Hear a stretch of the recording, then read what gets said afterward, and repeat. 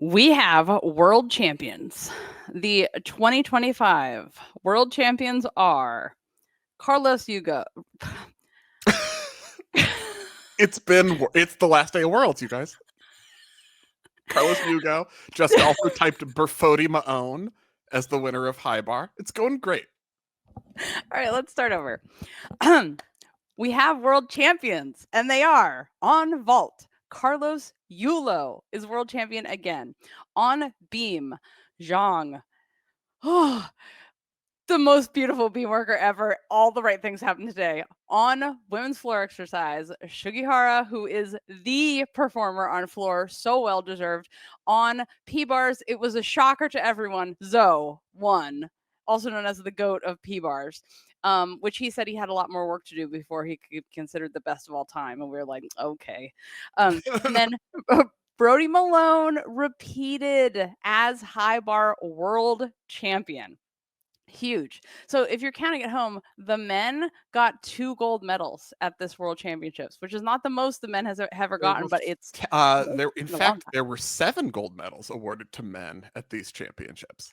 U.S. men. Someone just said the men. The U.S. men. I meant the U.S. men. It is the last day of Worlds. We barely made it here in time by the skin of our teeth tonight. And once again, I had no internet, so I have all my written notes that I will be reading from, as you can tell. It is October 25th here in Jakarta. Welcome to the #1 gymnastics podcast in the galaxy. I'm Jessica, and I'm here with Spencer from the balance beam situation. It was raining so hard that I didn't even see the bats on the way home. I was forgot about it was your them. last bat night. I know, and I didn't even get a video of the bats, some of those little cute little fruit bats. This show is PG-14 because we have feelings about things. Our world's coverage from Jakarta is brought to you by Gymnastics Medicine.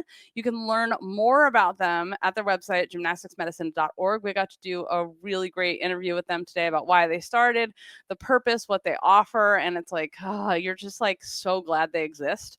The show is also brought to you by Club Gym Nerd members who get special stuff like a whole extra Q&A live podcast every Friday. These extra things behind the after meets, discounts on stuff, discounts on live shows, on our merchandise, and during NCAA season, they get 3 podcasts a week because we don't like sleep. So we have a whole extra podcast, fantasy gymnastics show that we do. And the way this coverage works is the headlines are for everybody. And then we spend an extra 30-45 minutes deep diving and do more for our Club Gym Nerd members. So if you want to join GymCastic.com, join the club, or if you're a Club Gym Nerd member, switch to your members only feed now.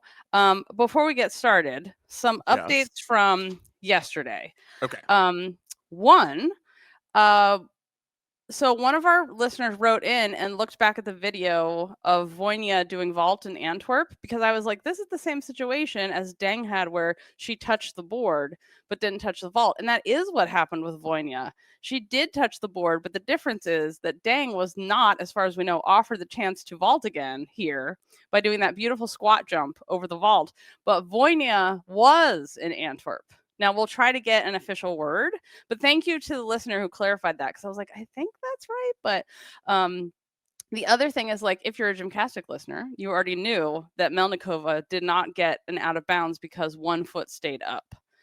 So it wasn't both feet down. But Flip Fly Tumble, Emily is here, and she made a great video that shows specifically what happened. So as usual, though, congratulate yourselves because you're all in the know first. Okay, those are my... Oh, and also, big shout out. We need to start the show with a shout out to Amanda Yap's mom, Patsy. Okay. Patsy, thank you so much for being a fan. Thank you for supporting us. Your daughter is amazing. You guys have to watch our interview with Amanda Yap. We've never had an interview like that. It's so adorable and amazing and so fun. And at first I was like, oh, I think like she doesn't feel good or something's wrong. And then I realized that she was just so excited to talk to us. And I'm not used to, I'm used to people being excited, but not as excited as Amanda Yap. So I was like, who is she? Like, I kept looking around, like, what's happening? I was excited to talk to Jessica and she diagnosed it as an illness. She is That's, it's me. I was like, but there's all these Something seems just. Are you okay? stars of the gymnastics world here. Oh my god, it was very, very fun talking to her, and yeah, we You were got like, all the did you deets. know Ellie Black is here? And she was like, yes, I do. Yes, She I sure do. she said she got the most starstruck she was about Ellie Black, and Ellie Black hugged her, and she was like, it was the greatest thing. And I was like, have you met Carlos Yulo? Because Carlos Yulo, who's the best, was the whole mix on was empty. He had already done 175 interviews. We were talking to Amanda Gap, and then he just stood there waiting for us to finish so he could do an interview with us. And because he is lovely and polite, and also because I think before anyone knew who he was, I was telling him, you're going to be an Olympic and world champion, right? Talk. And he was like, oh, thank you so much. I don't know. I'm like, yes, you will be. So, he did apologize too for forgetting. He's like, I forgot to challenge. He forgot to bring his Dior bag. Oh. Well, he had other things like Winning. vaults on his mind or something. Yeah. But he did say he's going to go make a video where he puts his medal into his Dior bag. And I was like, yeah, that's even better. Nice. Way better. Shall we begin by talking about what happened with the first event, men's vault. We're starting with men. I know, because it was really because it's Yulo. Because I understand it's Carlos Yulo. Yeah, that might have been the best. I mean, I did ask Paul Zirt because he's been to like 88 world championships, even though they say there's only 53, but clearly there's been more than that. He and Paul Zirt was like, that was the best beam final I've ever seen in my entire life. He's been to literally all of them since, I don't know, the 70s, I think. And he was like, that was absolutely the best one. And then I was like, at the vault final too. And he was like, yeah, that was also like, I can't believe how there's only one fall and so many people stuck. It was incredible. It was. They really delivered after yesterday. Oh, yes. Which we had some issues yesterday. Men's vault final was great. Women's beam final, the first warm-up group of the women's beam final, those first four, I was like, oh, they all did their best routine they ever could have possibly imagined doing in this context, just back to back to back. I'm not going to say it's like Flavia's best beam routine ever, but given the difficulty she was doing this time, she was a little wobbly. We're still waiting on the Flavia beam medal, but you know. I know when she had like just two little tiny wobbles, and I was like, oh. But just to go back to vault for a second, I know it's shocking. Yeah, okay. Well, yes, we actually have to do men's vault. Yeah, but we had really exciting stuff. We had two triple Yurchenkos from Tommaso and Huang. Both did triple twisting Yurchenkos, which is nuts. Manami did a shoe felt, a man Minar. And it was a bummer because he fell on his first, but then he stuck a man Minar second vault. And I had all these notes on like Dragulescu, stuck, stick bonus. Like I don't usually write that down because people don't stick those. But Davtian often sticks. He does. And he did. Oh, you did two perfect landings. Yeah. And Carlos talked about him too. And I was like, who are you kind of amazed by, or who do you like one of their skills or how they vault? And he was like, oh, Davtian. And he was like, in the warm up, like he barely does anything. And then he can do that. I mean, Davtian stuck both of his vaults. Carlos Yulo stuck his piked Dragulescu. And Carlos said that after he stuck the first one, he was like calm on the outside, but inside he just wanted to like dance around and like yell because he was so excited that he actually stuck it. It was such if Jake Jarman had been in this final, he would have been like, you are free to dance around if you stick a vault. Yep, that's right. You are free to be silly immediately.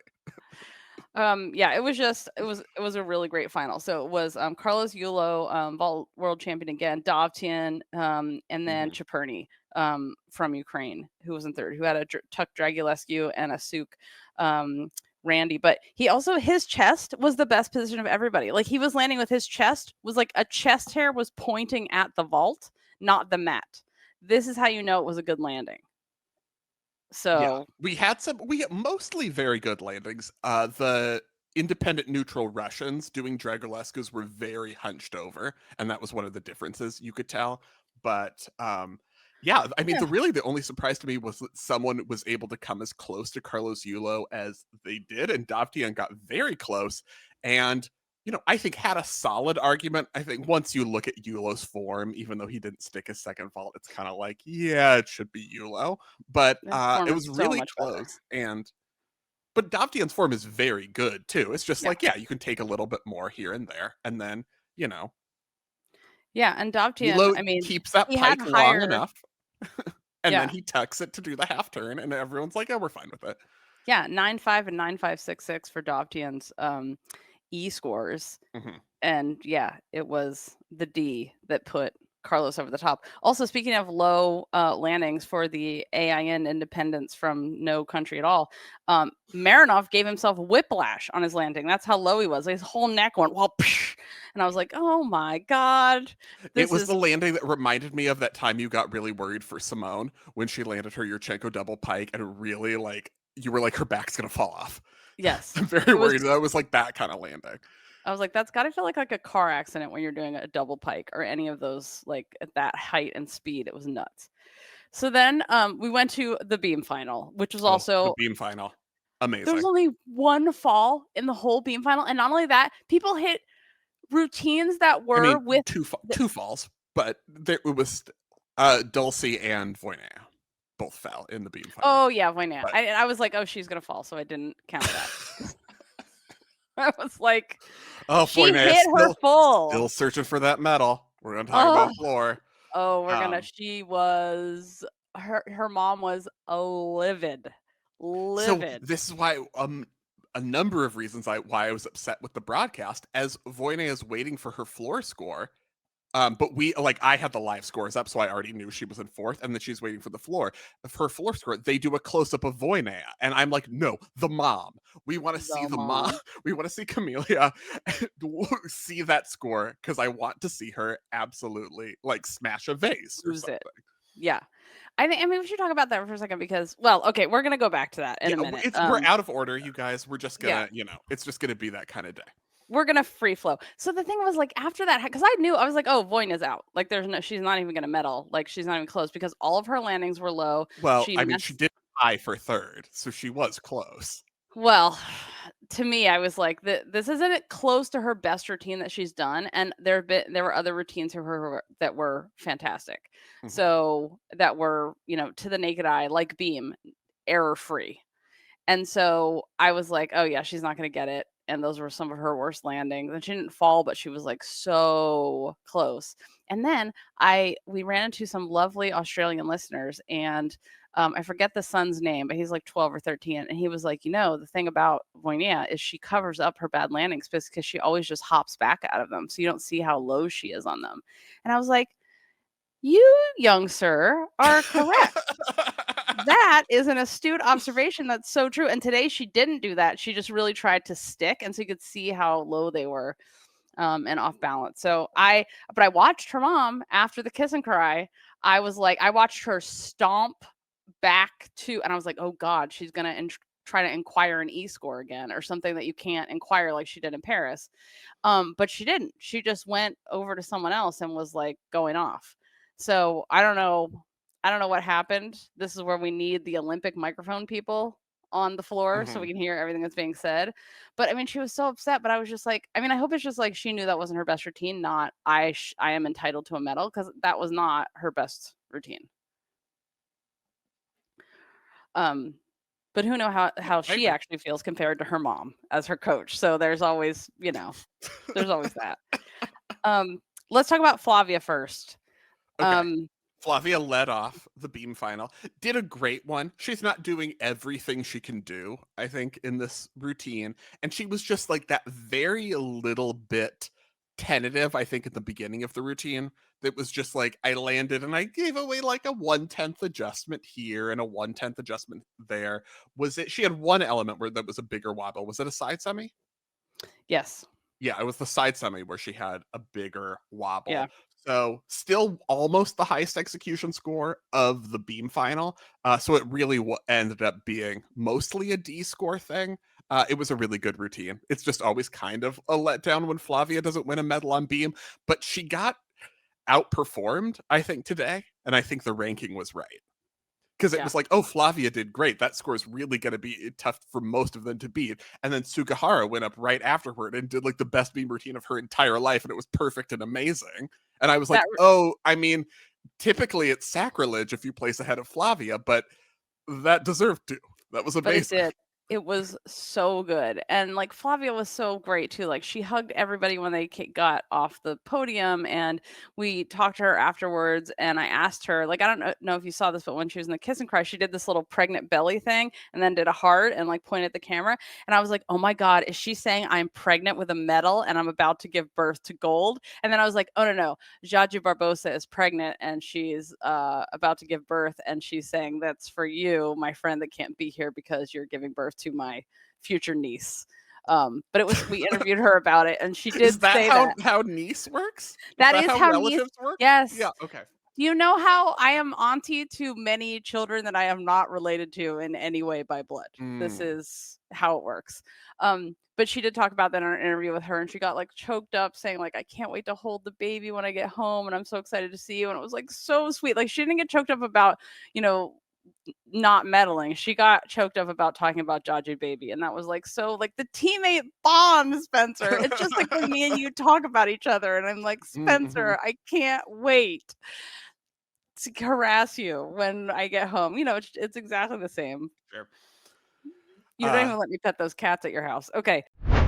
Hey, Sam Peshek here. Yep, I'm an Olympian, but you probably didn't know that I had crippling fears throughout my entire gymnastics journey. I kid you not, I was competing at world championships, and my coaches would be so nervous in hopes that I would just go for my series on beam. It was terrible. Fear is so prevalent in this sport, which is why I wanted to host a free live digital event for all gymnasts and coaches on Sunday, October 26th at 6 p.m. Central Time.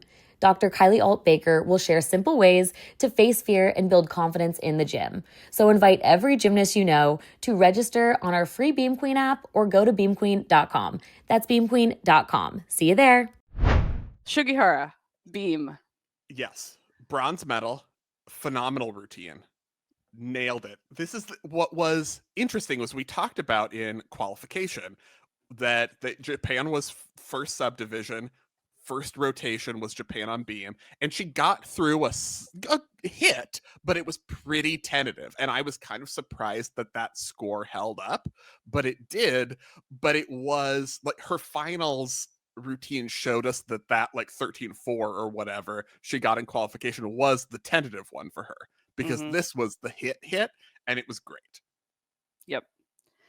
It was so perfect. Like I just was so blown away. I was like, there was absolutely nothing wrong. And I don't know if you could hear, like when she does her little, oh, I'm stirring the pot with my hips choreography, you know, wow, here we go. The crowd went crazy for that. They were giggling and clapping. There was also a moment during Flavia's routine where it was so silent and they didn't have the music on at all. And I was like, what, you guys, turn some music up. It was so, and You then almost someone want the Paris shushing to come back. the shushing happened, Spencer. Oh my god. There was such a loud shush in the crowd, and I was like, "Oh no!" But then the Brazilians. This is the thing. So at first, this made me like uncomfortable, but then I was like, "Oh no, it's the Brazilians." They whistle, but it's not a wolf whistle. It's just a hey, like let's go you, Davai kind of whistle, Mhm. and that happened in the middle of her routine. At first, I was like, "How?" And I was like, "I don't know. It's the Brazilians. It's okay. Like it is that encouragement whistle, not a like, hey, sexy lady whistle."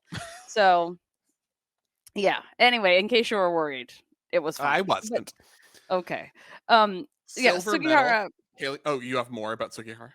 Oh, I just want to say she upped her D by 2/10 in the final. She got a That's what 6. happens when you get your series bonus. Right.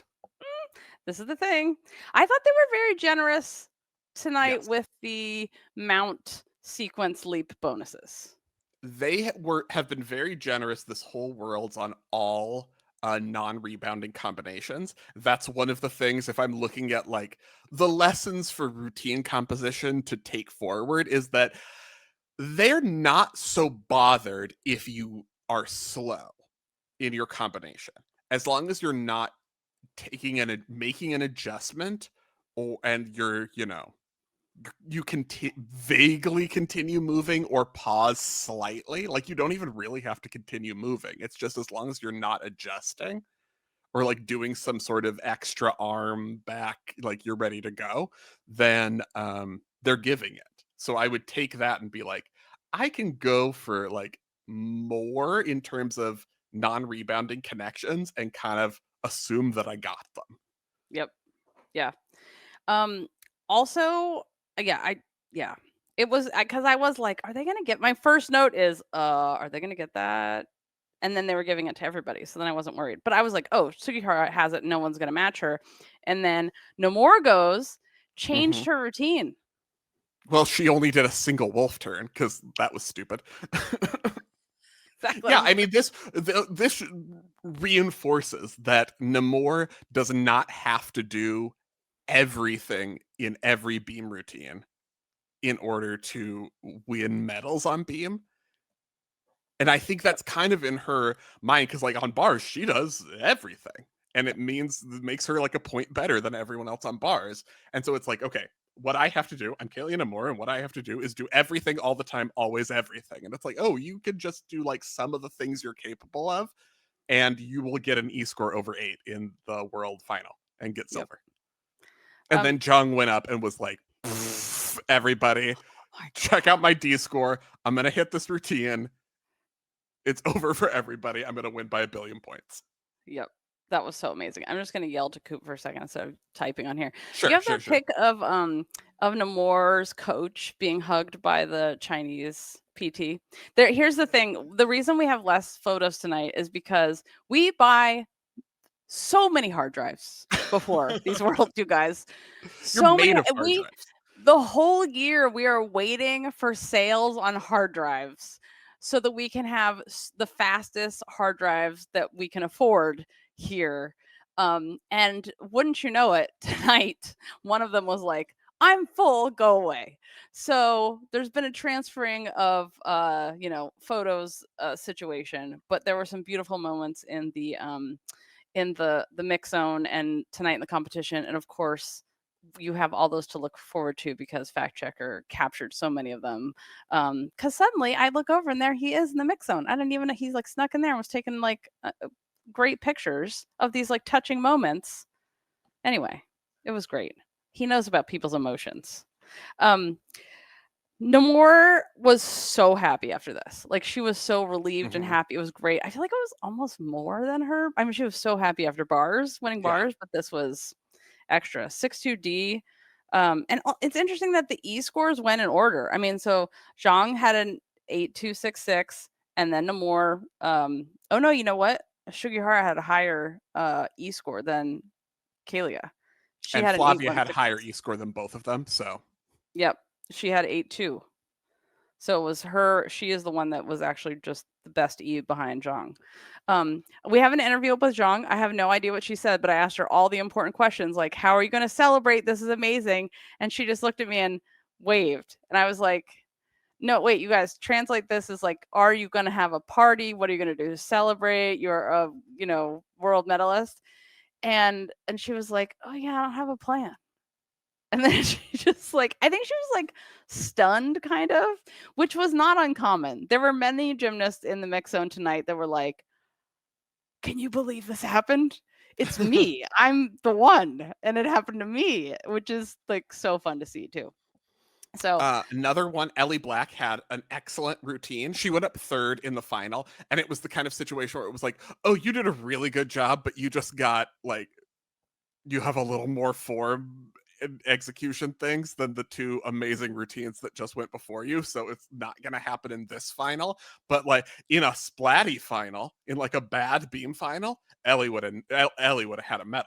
Because it was a really good routine. It's just she has like more leg, flexed feet or leg separation or bent knee things here and there, and had a couple wobbles, but it was like great work.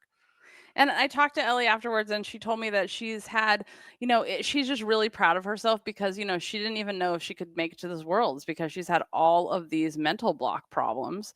And she was like, I didn't even know if I was going to be able to do a beam series. And that is why that handstand is in her routine. So it started out as a way for her to like get over the mental block, and then she's just like, oh, it's kind of fun, like it has some pizzazz, so she left it in there. And I was like, oh, and it's totally a tribute in the Canadian tradition to Kate Richardson, who did the reverse planche into her series. And I was like, so really with your double turn and that, you're just keeping like so many Canadian traditions alive. And she was like, oh yeah, that's totally it. Also, her brother just had a really serious training accident right the day that she was doing her test routines before they left. And it happened right while she was about to verify her routines. And he broke his ankle very badly. And it was like she was about to go, it happened, but she still had to do a routine, and then she could run over to him. So he's okay. He does trampoline and tumbling, and he's okay, but he doesn't need surgery. So she found out while they're here that he doesn't need surgery, so that's good. But her plan basically is to go home and like take care of him because he, is laid up with one foot. And so I did ask her about that because I was like, forget the medals, important things. How's your brother? What's the status? Let's keep things in perspective. But I think she had really good perspective on it because she was just like, this final was awesome, and I'm so glad I can jump backwards into flips now, which is a positive. I want to make sure we talk about some floor before we say goodbye to everybody and continue for the club members. So Sugihara wins the gold medal on floor, 13-8-3-3. There are a lot of things I feel like this tells us. One of them is trust the international scores, because we had a lot of floor scores happening this year, but there was only one person heading into Worlds who had scored a 14 outside of their home country this year, and it was Sugihara. And that came through in this final. The other thing is, like, if you do an amazing routine with pretty form and you hit all your elements, all of the other composition stuff is kind of like, you can do whatever you want. Yes. But she does, utilize the new, the upgraded bonuses on floor, the best, the indirect C plus D, the direct D plus B that were upgraded for this year. She does both of them, and that's another thing. But also, it's like, if you're going to complete your turns that well and leap well and land under control, like, do whatever you want. Yeah, exactly. That's the thing. I mean, look at Dulcie Kaler. She made 3 finals. Wait, all around beam and floor. Mm-hmm. She doesn't have the biggest D. She doesn't have the hardest routines. She has clean routines with really smart code hacking. That's what she has. And once she can like make sure her nerves are in check and she can do the routines that she's capable of in a final, this is, I mean, that the routine construction is really smart that she has here. I would say the smart routine construction, or at least like other people can use this as a model, would be Abby Martin. Very exciting that she got a bronze medal here. And it's just like, that is a routine that is aware that your E-score is not going to be the highest in this final and is playing to your strengths, because she doesn't try any leaps that are more than C. She's just like, these are the leaps that I'm doing. Mm-hmm. I'm going to do 3 passes, get some high D, some combination bonus, have a 5-8 D score with 3 passes. I'm at no leaps higher than C, and I got a world bronze medal on floor. And I'm like, send to that routine to some people. That's such a good point. That's something that we've been talking about with Joss, which I feel like Joss, that could totally apply to her. Like, change the way you're doing your leaps, because she's so good. Like, she could be here, but it's like, change a little things that use that strategy, and that could work for you. Also, I talked to Abby after, and I was like, how are you doing your best? Like, your double layout was like 7 times higher than normal. Like, did you feel it? And she's like, yeah, like in the warm-up gym, I was just like, I have so much energy in my legs. They feel so good. And then I asked Ruby, who first person to say that at the last day of Worlds ever. That's like, I was like, and so I asked her teammate Ruby, who got the silver medal on floor. Yeah, we'll talk about that. Yeah. GB knows what they're doing on floor in preparation. I was like, have you guys do anything normal? Because you also had a great routine, and your teammate's saying that she had more energy. Most people are just like, I can't feel anything. I don't even remember what happened. I dragged myself, out of bed. That's how I feel right now. Exactly. And she was like, yeah, I don't know, we just had a camp and we really went through like the things that worked for us. And I was like, oh, that is the thing. Like, try, it's not just the what worked for you in your routine. What do you need to do in your routine of getting ready for the day, for preparing for your meals, for your sleep, for your warm-ups, all of that?